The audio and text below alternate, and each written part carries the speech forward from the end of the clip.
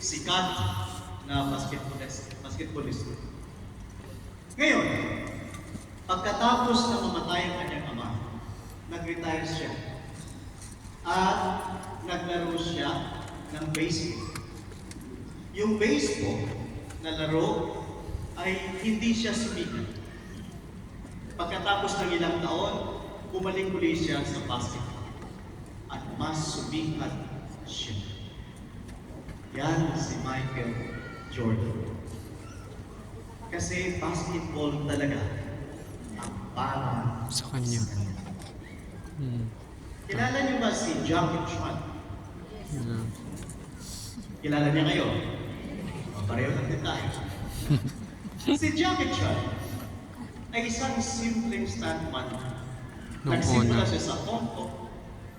Di ba? Tapos, pumasok siya sa pelikula. Sa kanya. At na-discover siya. Naging artista. At ngayon, nasa Hollywood. Hindi siya ganun kagaling English. Pero sikat siya. Simpleng stuntman. Yan lang kasi ang kaya niya. Pero pinagbutihan. Maliit, stuntman lang. Pero tinanggap niya na yun ang darin. Yun ang regalo niya mula sa Diyos. Pinagbutihan niya. At yun ang naging tagumpay niya sa buhay. Yan lang, tapos ng kwento. Bakit ko pinikwento yun? Mga kapatid, sa araw na ito, gagabayan tayo ni Juan Bautista kung paano maging masaya. Paano nga ba maging masaya ang isang Kristiyano?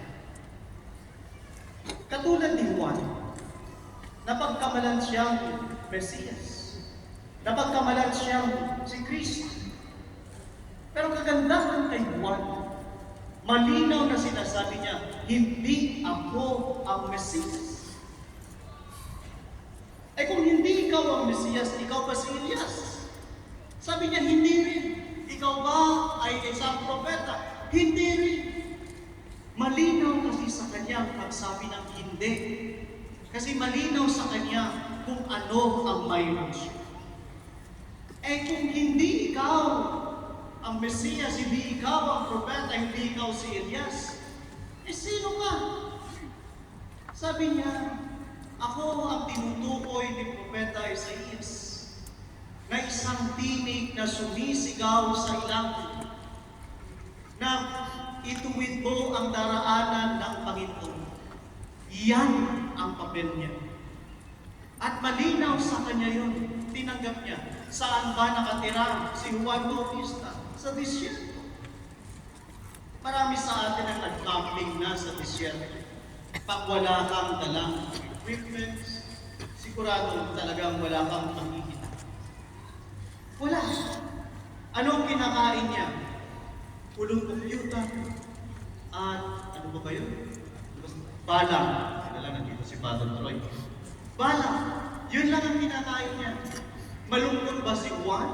Hindi. Masaya siya sa ginagawa niya. Masaya niyang tinanggap kung ano ang misyon niya. Masaya niyang ginampanan kung ano ang dapat niyang gawin. Naihanda ang daraanan ng Diyos. Ang pagiging masaya ay nagsisimula sa pagtanggap kung ano ang mayroon ka. Tanong, ano ang mayroon ka? Hello? Ano ang mayroon ka? Kasi ang malimit, ganito. Ang tinitingnan natin, kung ano ang mayroon ang iba na wala sa atin. Di ba? Ang ganda ng buhok niya. Samantalang ako, wala. Ang cute niya. Samantalang ako, ang cute. Diba? Ang macho niya. Samantalang ako, tikling. Diba? Yung wala sa'yo, yun ang mayroon sa iba. Pero yun ay para sa kanya, hindi para sa'yo. Eh, anong nangyayari? Nainggit ka. Inggit. Inggit. Marami na ang namatay sa inggit. Marami Tama. mayroon dyan inggit na inggit. Maaaring katabi nyo kasi may kahawak na kamay yung nasa harapan niya. At mahigit ang hawak, samantalang siya, hawak niya. Ang kaliwang kamay niya ng kanang kamay at nagdasal, Lord, kailan ko ako bibigyan? Pakispell nyo nga ang inggit. I-N-G-G-I-T. Inggit. Ito ang kahulugan niya. Iwasan natin, gawa, hindi, tama, inggit. Very good. Galing ah.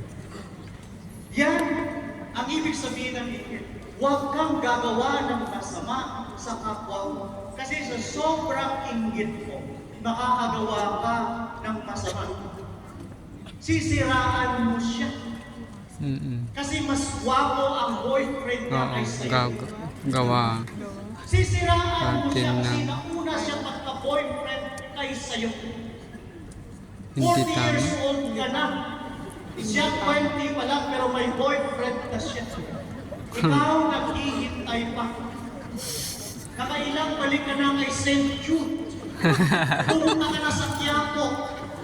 Diba? Pinisil-pisil mo yung Nazareno.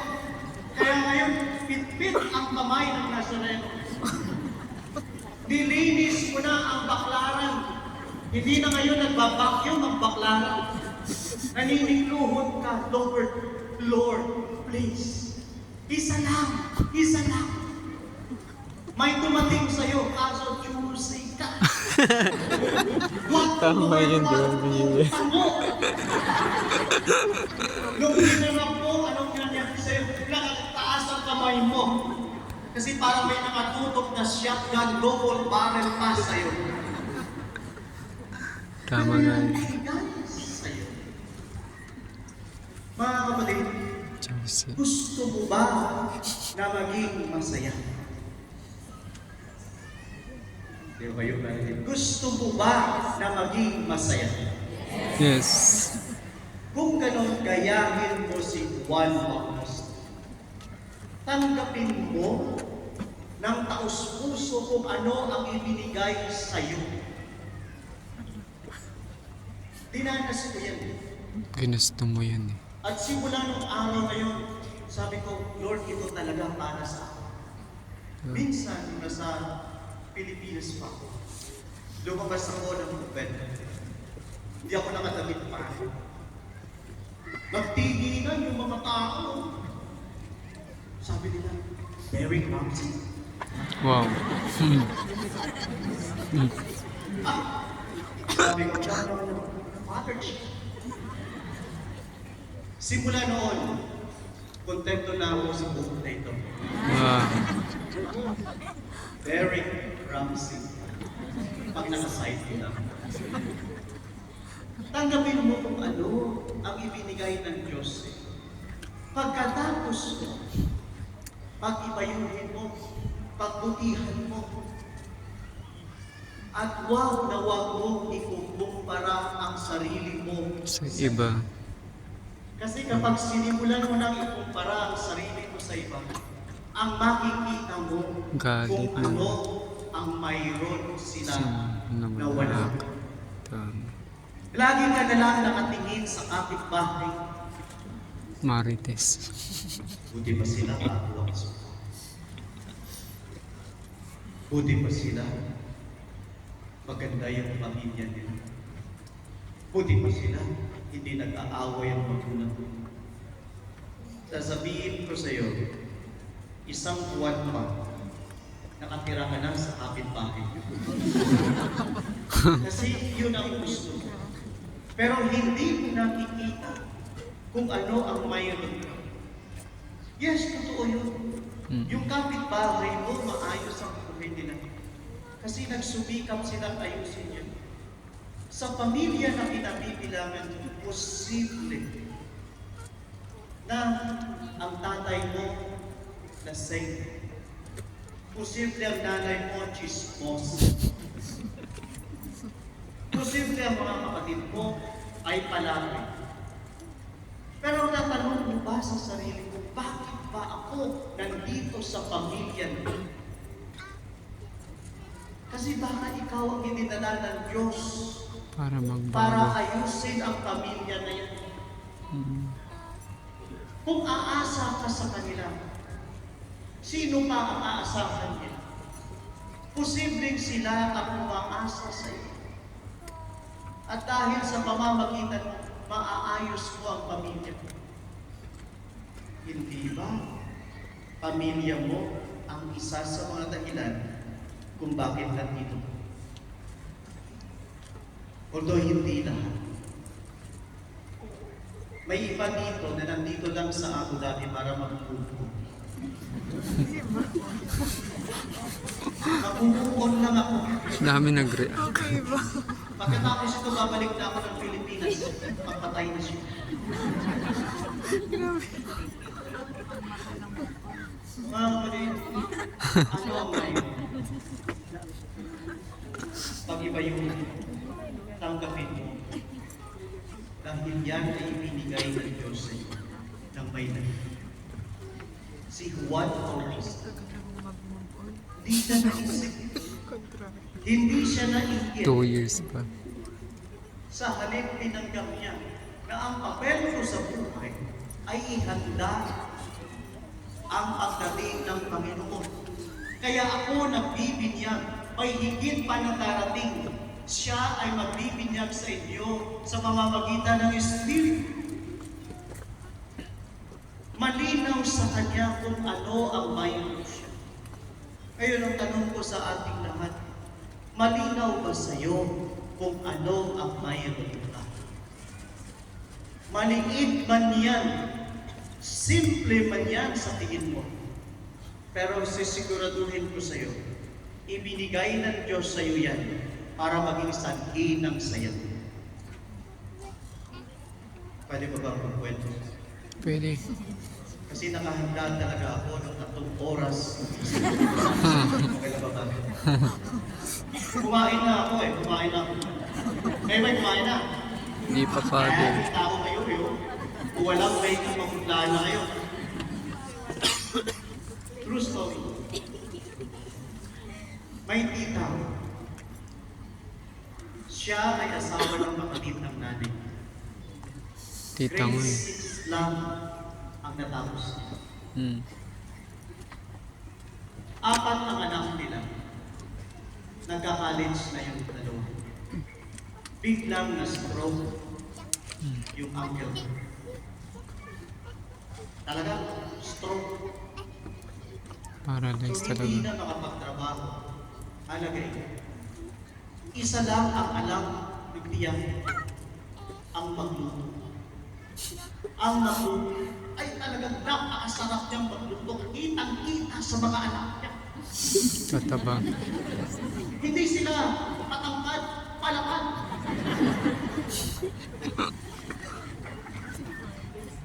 Masarap siya magluto. Yun lang ang alam niyang gawin. Pero dahil masarap siya magluto, nagsimula siya sa Makati. Nagtitinda siya ng pagkain doon sa harapan ng mga construction. Nagustuhan ng mga nagtatrabaho sa construction yung pagkain. Akala niya pang construction lang. Kasi kapag kumakain yung mga nagtatrabaho sa construction, ang lalakas nila. So nasasarap. So hanggang nakatapos yung 2 anak niya. Yung isa nagtrabaho sa hospital. Yung isa nakatapos ng marketing. Oh. Tinulungan yung nanay. Nag-put out ng maliit na restaurant. Wow. Lumaking ang restaurant. Pero hindi ganun kalakas ang bentahan. Sa umpisa. Ang ginawa, nag-cake. Doon lumakas. Catering siya. Ngayon, sa magkakapatid, itong tiyahin ko ang pinakamayaman sa kanila. Ang Titiyahin ko ito. Magluluto sa umaga. Pagkatapos, pupunta na siya ng Megamall. Doon na siya sa Tinggo. Susunduin na lang sa gabi. At gano'n na kasaya ang buhay niya. Simpleng pagluluto lang ang mayroon siya. Pero, pinagbuti niya. Naging sanhi ng tagumpay niya at saya ng buong pamilya. Uulitin uli ang tanong. Ano ang Meron. mayroon ka na wala sa iba?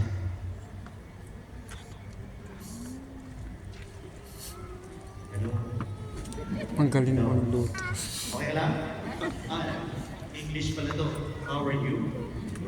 How do you do? I'm sure. Okay. Mga kapatid, ito yun. Simulan mo kayang tingnan kung ano ang mayroon ka Wala sa iba. at pag-ipayuhin mo. At huwag na huwag mong ikukumpara ang sarili mo sa iba. Kapag tanggap mo na ang sarili mo, sisiguraduhin mo sa iyo, mas madali ka nang makihalubilo sa iba. Kasi masaya ka na at komportable ka sa sarili. Dahil sasabihin mo, ito ako, yan ay sila. Ito ang mayroon ako, yan ang mayroon siya. Dati, insecure ako sa banks. Sinubukan ko na ang lahat ng paraan. Pinring over ko na to. Wala nangyari. Nakita ko yung nanay ko, nag-aalaga ng orchids. Kinakausap niya yung orchids. Hoy, mga orchids, bigyan niyo naman ako ng bulaklak. Aba, pagkatapos sa isang linggo, may bulaklak yung orchids. So ako naman, kinausap ko yung mga orchids. Sabi ko, pari ko ako. Wala po akong asawa, wala po akong pamilya, nag-iisa lang ako. Kayo lang ang kasama. Wala naman, iwanan. Pero pag-isip ko sa umaga, may mga suwain na naiwan sa ulan. Sinubukan ko rin. Yung shampoo ng papaya. Walang nangyari. Walang nangyari. Maliban sa bumilis lang ang takbo ko. Sinubukan ko rin yung aloe vera. Alam niyo ba yung aloe vera na halaman? Oo. Ayun. Sabi kasi nila, balatan mo yun, kiskis mo sa ulo mo, at panatilihin mo ng isang gabi. Kaso ang baho. Super baho talaga. Kaya natulog ako na may bulak sa ilong ko. Para hindi ko lang maamoy. May effective. Tumubo. Pero effective yun eh. Tumubo yung aloe vera, nagkaugat. Kaya rin po ka ako pasok. Tanggapin mo lang kung anong mayroon ka. Kaya simula noon, sabi ko, ito na talaga ako. Derek Ramsey. Wow. Maliit na version. Gusto mo na maging masaya? Katulad ni Juan Bautista. Simple lang ang tinuturo niya sa atin. Tanggapin mo ang sarili. Tanggapin mo kung anong ibinigay ng Diyos. Tanggapin mo kung ano ang plano ng Diyos. At pag-ibayuhin mo ang pagbutihan. Dahil yan ay maging sanhi ng tagumpay mo. At maging sanhi ng saya mo sa buhay. Sana, mamaya, sa pagbibigayan ng kapayapaan, masaya ka. Masaya ka nang nakangiti kapag nag-peace be with you. Kahit pustiso ang ngipin mo, tanggapin mo. Yun na talaga ang ngipin mo. Unless gusto mo ng original na ngipin ng baka. Gumiti ka at maging masaya, mga kababayan. Dahil yan lang ang isang sekreto na ibinigay sa atin ni Juan Bautista. Tatapusin ko na yung hope, Kasi yung iba sa inyo, muli padaos-dos na sa inyong iwan. Bago pa kayo mahulog yan, itatapusin ko na dito. Tapos na po. Tumayo na po kayo. Kaya tayo matapos. Sabay-sabay po tayo, sumasampalataya. Kay Jesucristo, isang anak ng Diyos, Panginoon nating lahat. Nagkatawang tao siya lalang ng Espiritu Santo. Ipinanganak si Santa Maria Virgen. Pinagpapasakit ni Poncio Pilato. Ipinako sa krus at namatay ililo. Nanaon sa kinaroonan ng mga yumao. Nang may 3 araw na buhay na mabuli. Umakyat sa langit na Naluluklok sa kanan ng Diyos ang mga makapangyarihan sa lahat. Doon Doon magmumulang magmumulang paririto parito at at hukom hukom. sa nangabubuhay at nangamatay na tao.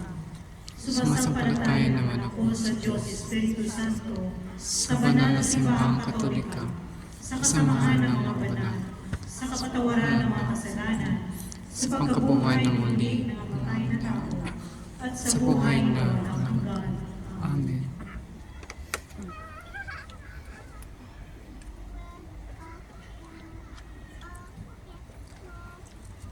Buong pagtitiwala natin inalangin sa dakilang Ama na mapuspos tayo ng kagalakan at pag-asa habang hinihintay ang nalalapit at dakilang pagdating ni Kristo matutubos natin. Manalangin tayo. Panginoon ng galak, dinggin. Panginoon ng galak, dinggin mo kami.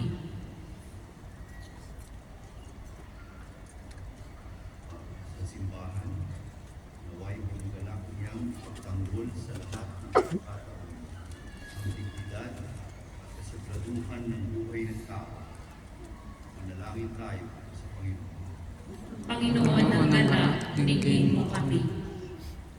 Para sa mga pinuno ng mga bansa, naway labanan nila ang lahat ng uri ng karahasan at paghamak sa tao. Bumuo ng mga batas na magtatanggol sa mga maliliit sa lipunan at gumawa ng hakbang upang makamit ang katarungan. Manalangin tayo sa Panginoon. Panginoon ng galak, dinggin mo kami. Para sa mga biktima ng iligal na droga at terorismo, mga nagpupuslit o nangangalakal ng tao, at iba pang mga pang-aabuso sa dignidad ng tao. Nakatagpunawa sila ng pag-asa at paghilom mula sa iyo, O Diyos, at sa pagkalinga ng kanilang komunidad. Manalangin tayo sa Panginoon. Panginoon ng galak, dinggin mo kami. Para sa mga sumasagip, mga nagpapatupad ng batas, mga nagtatanggol, nag-iingat at nakakalaga sa mga biktima ng mga karahasan, sa mga nagtuturo at nagpapalaganap ng pagkilos laban sa yurak ng dignidad ng tao. Maligtas nawa sila sa lahat ng panganib, manatiling tapat at mapuspos sila ng galak sa kanilang mga gawain. Manalangin tayo sa Panginoon. Panginoon ng galak, dinggin mo kami. Para sa mga namatay na biktima ng digmaan, karahasan at pagmamalagas, maranasan nawa nila ang galak at kapayapaan sa piling ng Panginoon. Manalangin tayo sa Panginoon. Panginoon ng galak, dinggin mo kami. Tunghayan mo, O mga Panginoon, ang lahat ng aming panalangin upang mapuspos kami ng galak at pag-asa sa nalalapit na pagdating ng iyong tugtugan.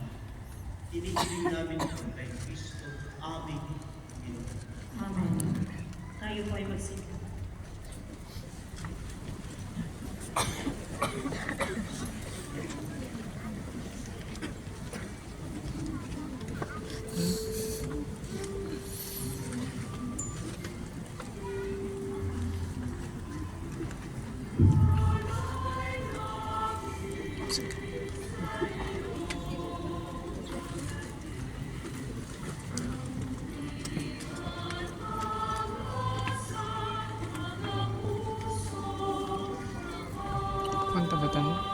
punta tayo?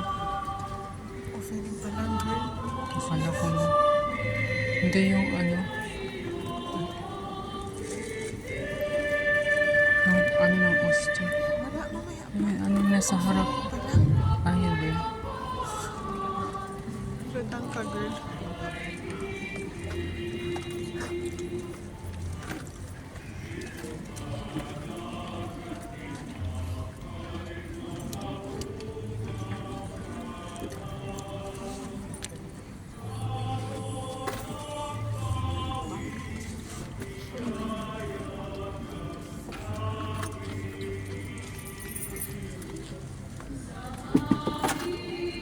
Saan pa ako? Ito yung muscle na as in nagpatpatang ko. Tubo ko nakachineras ka mo.